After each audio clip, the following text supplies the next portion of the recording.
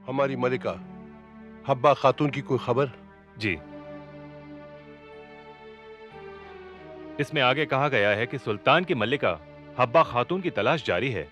जैसे ही वो मिल जाएगी, वो महल की सभी औरतों के साथ सुल्तान के पास बिस्वाक में भेज दी जाएगी।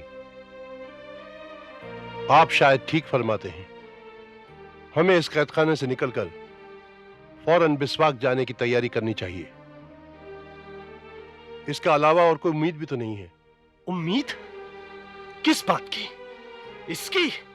क्या आपको वो जादूगरनी, वो जूनी फिर मिल सके जो हमारी तबाही की जिम्मेदार है? खामोश शहजादे, अपनी औकात में रहो।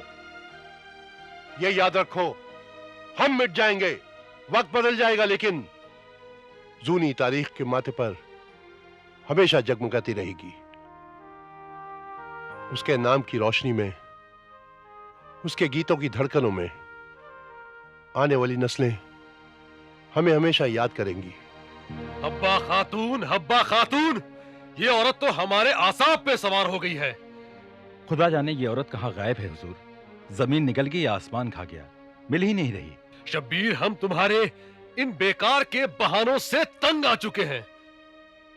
और हां, तुम ये भी मत भूलना, ये नौकरी और ये जिंदगी हमने तुम्हें इसी शर्त पे अता की थी कि तुम उसे ढूंढ निकालोगे, किसी भी कीमत पे। मैंने सारा कश्मीर छान मारा है हुजूर, पर उसका कहीं कोई पता नहीं लगा। जनाब, जो कश्मीर है बड़ा अजीब है। चारों तरफ पहाड़ों का ना खत्म होने वाला एक सिलसिला। अगर कोई इसमें छुप जाए तो उसे ढूंढना बहुत मुश्किल है।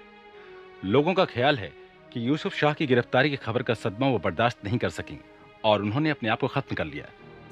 और तुमने इस बात का यकीन कर लिया? बेवकूफ, वो मरी नहीं, वो जिंदा है। और इसका सबूत है ये गीत जो इस वादी के कोने कोने में गूंज रहे हैं।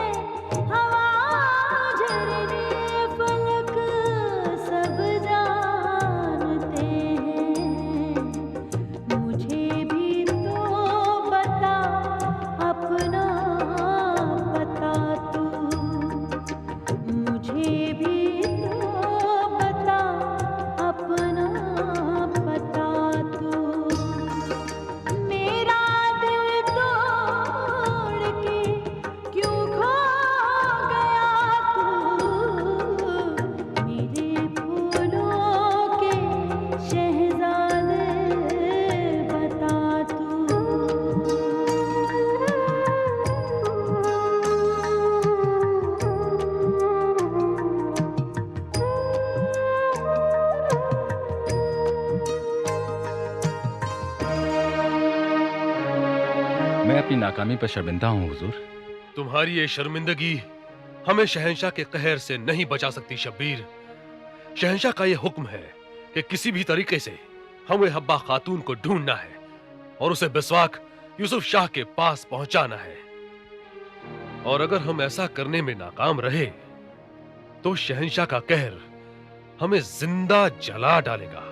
अगर हुजूर हमें और सिपाही इनायत करें तो हम उसके गांव के चारों तरफ के इलाके में उसे ढूंढने की कोशिश करेंगे और वादा करते हैं अगर वो जिंदा है तो उसे जरूर हासिल कर लेंगे।